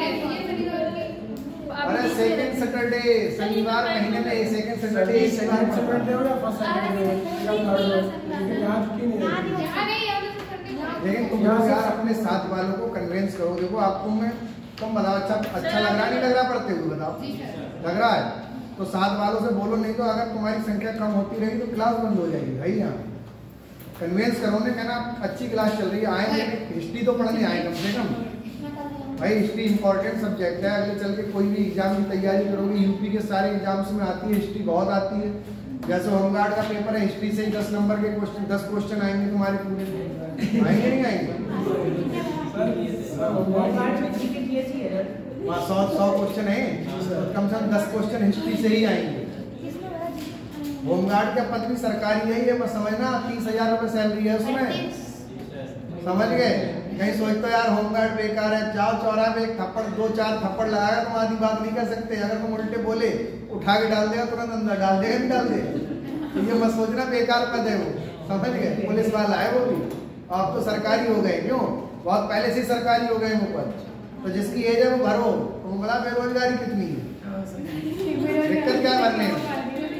भाई तुम 2-2, 4-4 हजार में स्कूल कॉलेज में पढ़ा लोगे और तुम्हें 30,000 की नौकरी बेकार लग रही, क्यों? या तुम मजदूरी कर लोगे या कोई व्यापार कर लोगे छोटा मोटा, उसमें तुम्हें भले ही चाहे 2-4 हजार बचे, लेकिन होमगार्ड की नौकरी बेकार लग रही, जबकि वहां तुम्हें वो गृह होम डिस्ट्रिक्ट में ही रहना है। और मैं तुम्हें बता दे रहा हूँ इसमें देखो कैसा होगा, समझो जिले वाई में भर्ती है ये, जिले की मेरिट अलग बनेगी। तुम्हारे जिले की मेरिट केवल जिला पीलीभीत के ही बच्चे होंगे, उसमें 458 पद है लगभग, और लड़कियों का 20% आरक्षण है उसमें, समझ गए? तो यानी कि 90 लड़कियां लगेंगी पूरी होमगार्ड में, केवल जिला पीलीभीत से। 90 है रिजर्व लड़कियों के लिए, और बाकी जो 80% है उसमें से भी लड़कियां, उसमें लड़कियां नहीं, 20% की लड़कियां दी जाएंगी, फिक्स है ये। उसमें क्यों जाएंगी जब 20% फिक्स है उनका आरक्षण, है नहीं? बाकी 80% लड़के होंगे उनमें, ठीक है, कोई दिक्कत नहीं है। तुम फॉर्म भरो, समझ गए? बाद में कहोगे अब तो कोई भी नौकरी मिल जाए, ऐसा होगी स्थिति, बता दे रहा हूँ। इसलिए मेहनत करो, पढ़ो। ये लिख लिया, ये हो गया। चलो अगला हेडिंग डाल दो तुम। देखो ये जो सिंधु सभ्यता है, सिंधु सभ्यता से 4 प्रकार के मानव के कंकाल मिले हैं। यानी कि सिंधु सभ्यता में मानव की 4 प्रजातियां पाई गई। कितनी प्रजातियां? 4 प्रजातियां पाई गई हैं। तो उन सिंधु सभ्यता की प्रजातियों के बारे में बात करते हैं। डालो हेडिंग सिंधु सभ्यता की प्रजातियां, सिंधु सभ्यता की प्रजातियां, सिंधु सभ्यता की प्रजातियां हेडिंग डाल दो तुम। और प्रजातियों के बारे में बात करेंगे हम, कौन कौन सी प्रजाति पाई गई है सिंधु सभ्यता में। जो वीडियो चल रही है, चल रही है, बंद तो नहीं हो गई? नहीं चलेगी। कितने मिनट की हो गई? 1 घंटा 16 मिनट। 1 घंटा 16 मिनट, यानी कि 14 मिनट अभी और बची क्लास, ठीक है? 14 मिनट में मैं तुम्हें अभी और पढ़ाऊंगा, ठीक है? सिंधु घाटी अभी आज खत्म नहीं हो पाएगी, बड़ा है चैप्टर, कल खत्म हो जाएगा। 2 दिन का है ना इसकी क्लास, शेड्यूल में भी 2 दिन की है ना ये इंडस वैली सिविलाइजेशन। मुझे एक शेड्यूल दिया गया है ना, उसमें पूरे चैप्टर बना के दिए गए कि कौन सा चैप्टर कितने दिन चलेगा, तो वो चैप्टर मैं उतने ही दिन में खत्म करूंगा। तो ऐसे समझ लो 2 दिन का है ये सिंधु घाटी सभ्यता, कल खत्म हो जाएगा तुम्हारा। चलो बेटा बात बंद करो, डालो हेडिंग सिंधु सभ्यता की प्रजातियां। सिंधु सभ्यता की प्रजातियां, सिंधु सभ्यता की प्रजातियां। अब ध्यान दोगे इधर, देखो सिंधु सभ्यता से 4 प्रकार के मानव अस्थि कंकाल मिले। कितने प्रकार के? 4 प्रकार के। कितने प्रकार के? 4 प्रकार के मानव अस्थि कंकाल मिले हैं। 4 प्रकार के मानव अस्थि कंकाल, अस्थि कंकाल प्राप्त हुए हैं, कंकाल प्राप्त हुए हैं, ठीक है, प्राप्त हुए हैं। अब देखो वो कौन कौन से प्राप्त हुए हैं। 4 प्रकार के जो मानव अस्थि कंकाल हैं वो कौन कौन से हैं। तो देखो सबसे पहला जो अस्थि कंकाल मिला है वो प्रोटोआस्ट्रलाइड है। क्या है? प्रोटोआस्ट्रलाइड। क्या है? प्रोटोआस्ट्रलाइड, आस्ट्रलाइड। अब आस्ट्रलाइड लगा हुआ है इसके साथ, बात मत करो बेटा, इधर ध्यान दे लो। आस्ट्रलाइड लगा हुआ है इसके साथ, तो समझ लो ये जो अस्थि कंकाल था ये ऑस्ट्रेलिया का मानव बताया गया। कहाँ का बताया गया? अरे भाई नगरीय सभ्यता थी नहीं थी, दूसरे देशों से व्यापार भी होता था नहीं होता था, तो यानी कि जाहिर सी बात है दूसरे देशों के लोग भी यहाँ पे रह रहे थे। तो ये जो मानव अस्थि कंकाल मिला ये ऑस्ट्रेलिया का बताया जाता है। कहाँ का बताया जाता है? ऑस्ट्रेलिया का बताया जाता है। तो ये कंकाल कहाँ का है? ऑस्ट्रेलिया। यानी कि इससे ये पता चलता है कि ऑस्ट्रेलिया के लोग भी भारत में यहाँ सिंधु घाटी सभ्यता में निवास करते थे, ठीक है, समझ रहे हो? तो देखो ध्यान दो, ये प्रजाति ऑस्ट्रेलिया में पाई जाती थी। ऑस्ट्रेलिया में पाई जाती थी। ये प्रजाति ऑस्ट्रेलिया में पाई जाती थी, ठीक है। फिर देखो दूसरा जो मानव अस्थि कंकाल मिला है वो मिला है भूमध्य सागरीय। क्या मिला है? भूमध्य सागरीय। ध्यान दो, दूसरा मानव अस्थि कंकाल कौन सा है? भूमध्य सागरीय। भूमध्य सागरीय यानी कि भूमध्य सागर के तट के आसपास रहने वाले जो लोग थे वो भी सिंधु घाटी सभ्यता में रहते थे। और ये जो कंकाल, ये जो लोग थे, ये पूछा जाए कहाँ से आए थे यहाँ सिंधु सभ्यता में, ठीक है। तो ये ये भारत का जो दक्षिणी वाला भाग है, दक्षिणी तट पर रहते थे कुछ लोग स्पेन से आए थे। स्पेन में भी ये प्रजाति पाई जाती है, भूमध्य सागरीय, और उत्तरी अमेरिका में भी पाई जाती है। कहाँ पाई जाती है? उत्तरी अमेरिका। तो ये प्रजाति भारत के दक्षिणी भाग, उसके बाद स्पेन के बाद उत्तरी अमेरिका में पाई जाती थी। उत्तरी अमेरिका में पाई जाती थी। ठीक है। अब देखो, ये दक्षिणी, जो भारत के दक्षिणी भाग में ये प्रजाति पाई जाती है, भूमध्य सागरीय प्रजाति को दक्षिणी भाग में द्रविड़ के नाम से जाना जाता था। किस नाम से जाना जाता था? इस प्रजाति को दक्षिण में द्रविड़ के नाम से जाना जाता था।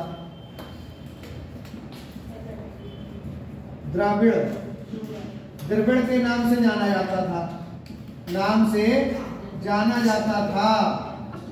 जाता था। इस प्रजाति को दक्षिण में किस नाम से जाना जाता था? द्रविड़ के नाम से जाना जाता था। ठीक है। अगले ध्यान को देखो, तीसरी जो प्रजाति पाई गई वो अल्पाइन थी। कौन सी थी? अल्पाइन उत्तरी अमेरिका महाद्वीप और ऑस्ट्रेलिया में पाई जाने वाली थी। जापान, उत्तरी अमेरिका, ऑस्ट्रेलिया में पाई जाने वाली थी अल्पाइन। ये कहाँ पाई गई? ये जापान, उत्तरी अमेरिका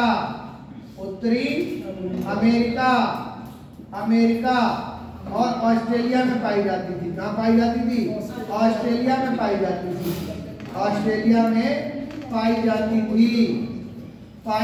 थी। अल्पाइन, जापान, उत्तरी अमेरिका, ऑस्ट्रेलिया में पाई जाने वाली प्रजाति थी। ठीक है।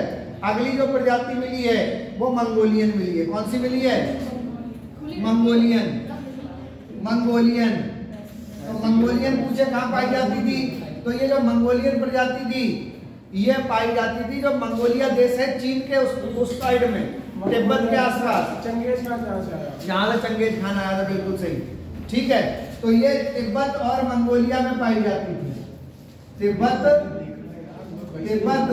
व मंगोलिया में पाई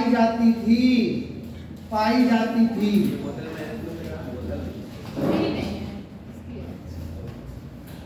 तो ऐसे ही लिख लो इसे। क्यों ऐसे ही लिख लो, जल्दी से नोट कर लो। और इसमें भाषा में लिखो। और यही लिखवाऊंगा, यही यहाँ से 4 प्रकार के मानव अस्थि कंकाल प्राप्त हुए हैं। सर ऐसे ही 1 पॉइंटर में लिखाया करिए, आप थ्योरी लिखाते हो वो घर पे पढ़ने का मन नहीं करता है। 1 लाइन में यार, 1 लाइन में अच्छा नहीं लगता पढ़ते हुए ना। सर वो बात तो सही है, लेकिन इतना सारा ले जाते हैं घर पे मन नहीं आता। ऐसा समझ में आता है।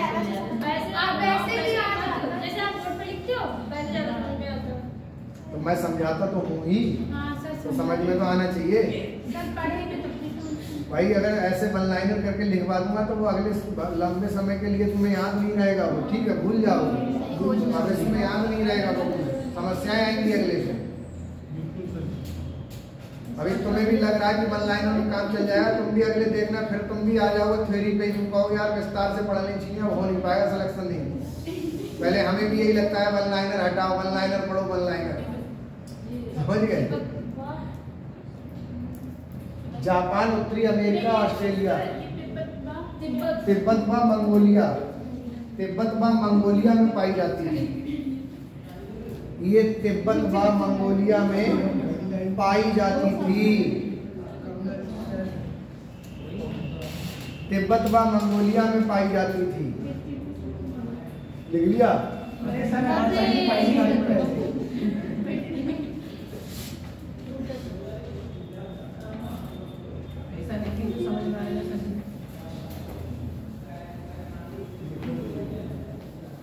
वहाँ डिजिटल बोर्ड पे पढ़ाई होती है यार, इसलिए यहाँ भी मैं ये उल्टा सीधा लिख जाता है। वो डिजिटल बोर्ड होता है, उसी पे लिखने की आदत है तो उसको बहुत अच्छा लिखा जाता है। अलग अलग पेन उसमें एक ही चेंज कलर हो जाते हैं ना बहुत सारे। सही यहाँ पे यहाँ पे बच्चे ज़्यादा नहीं ना, इसलिए वो कह रहे हैं समस्या है वहाँ पे, नहीं तो यहाँ भी लगना चाहिए था ना डिजिटल बोर्ड। ये देखो डिजिटल बोर्ड है जो वो लगा हुआ, इस पर पढ़ाया जाता है वहाँ। देखो ये देखो ये चल रही क्लास है देखो। तो इससे मार्कर से यार ये थोड़ा छोटा वो ये थोड़ा मोटा है, वो पेन होता है, पेन टाइप महीन सा होता है, तो उससे बहुत अच्छा लिखा जाता है। तो यहाँ पे ये समस्या आती है, इसीलिए उल्टा सीधा लिखा जाता है। कोई दिक्कत नहीं, समझ तो आ ही रहा है तुम्हें, और यहाँ लिखा थोड़ी रहेगा, तो तुम्हें कॉपी में लिखना है वो तो मैं लिखवा ही रहा हूँ, क्यों है नहीं? लिख लिया? अरे फोटो खींच लिया सर इनने। किसने? ये हमारा डालो अगला हेडिंग पूरा स्थलों की खोज। सर अभी ये लिख लिए सर। सर क्या लिखा है?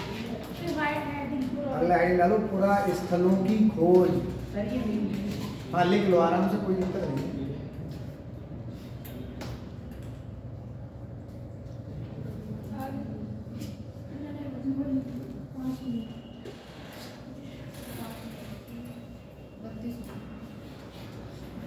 अभी 5 मिनट का और होगा।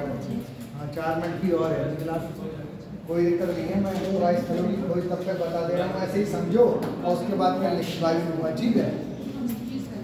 देखो जो सिंधु सभ्यता है, सिंधु सभ्यता में पूछा जाए कि ना मिटाएं सर इन्होंने फोटो देखी है बारी। क्या चीज? सर ये भी बच्चे दिख रहे हैं, काफी बच्चे दिख रहे हैं। ऊपर लिख रहा है, पीछे भी दिख रहा है। तो नीचे का लिख रहे हो मेरा, ऊपर का तो लिख लिया होगा। हाँ तो ऊपर का डाल दो।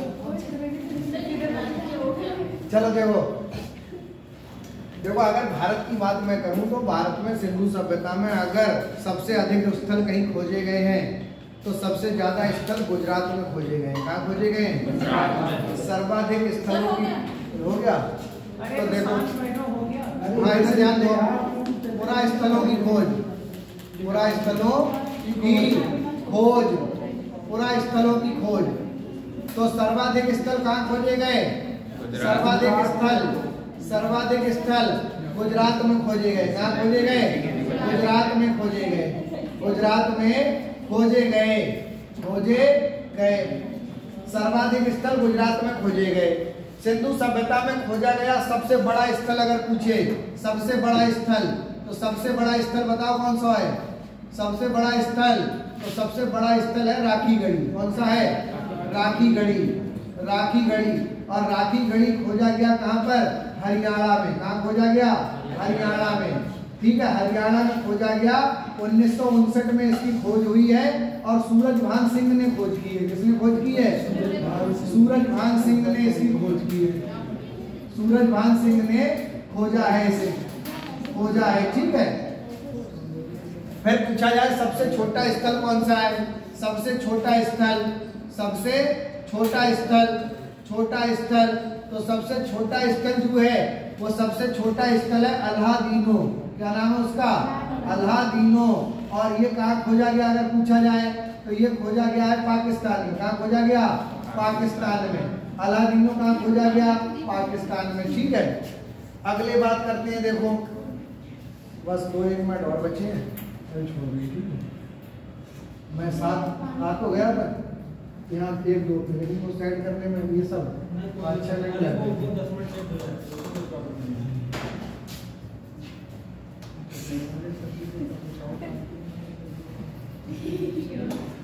अब बात आती है सिंधु सभ्यता का प्रमुख बंदरगाह कौन सा था? प्रमुख बंदरगाह, तो प्रमुख बंदरगाह बताओ कौन सा होगा? प्रमुख बंदरगाह, तो प्रमुख बंदरगाह का नाम था लोथल। क्या था? लोथल। और लोथल कहाँ खोजा गया? गुजरात में खोजा गया। कहाँ खोजा गया? गुजरात में, ठीक है। बंदरगाह के और भी कई सारे नाम हैं जो पेपर में आते हैं, ध्यान दोगे इधर। बंदरगाह को पत्तन कहा जाता है। क्या कहा जाता है? पत्तन के नाम से जाना जाता है। डाक यार्ड के नाम से जाना जाता है। किस नाम से? डाक यार्ड। और गोदीवाड़ा भी कहा जाता है। क्या कहा जाता है? गोदीवाड़ा भी कहा जाता है। सबसे छोटा अल्हादीनो, आधा ला है वो। सब खेड़ा क्या लिखा? ये कौन सा है? सबसे छोटा स्थल बड़ा का है यार, सबसे बड़ा। और ये सबसे बड़ा स्थल है। सबसे प्रमुख बंदरगाह लोकल था जो गुजरात में खोजा गया। बंदरगाह को पत्तन, डाकयार्ड, गोदीवाड़ा भी कहा जाता है। ये क्वेश्चन पेपर में आया हुआ है, डाकयार्ड किसे कहा जाता है? तो बंदरगाह को कहा जाता है। बंदरगाह तो जानते होगे तुम लोग, कौन नहीं जानता है बताओ? नहीं जानती हो? बंदरगाह देखो, ये जो पानी वाले जहाज होते हैं, पानी वाले जहाज समुद्र या सागर में पानी वाले जहाजों के खड़े होने का एक स्थान बनाया जाता है। पोर्ट अंग्रेजी में जिसे बोलते हैं, क्या बोलते हैं? पोर्ट। उसी को बंदरगाह कहा जाता है, क्योंकि पहले कोई हेलीकॉप्टर वगैरह थोड़ी थे। पहले तो पानी वाले रास्तों से आना जाना होता था, पानी वाले रास्तों से ही व्यापार होता था। तो ये जैसे ये रोडवेज का बस अड्डा होता है, ऐसे ही बस अड्डा समझ लो। ये ज्यादा हवाई जो पानी वाले जहाज उनके खड़े होने का अड्डा था। ये पोर्ट भी बोला जाता है। क्या बोला जाता है इसे? पोर्ट। तो ये बंदरगाह के चारों नाम है। ठीक है, हो गया टाइम? चलो वीडियो बंद करो। हाँ, अभी सिग्नेचर करवा रहे हैं, जाएगा नहीं कोई भी। ठीक है सर, कल वाली वीडियो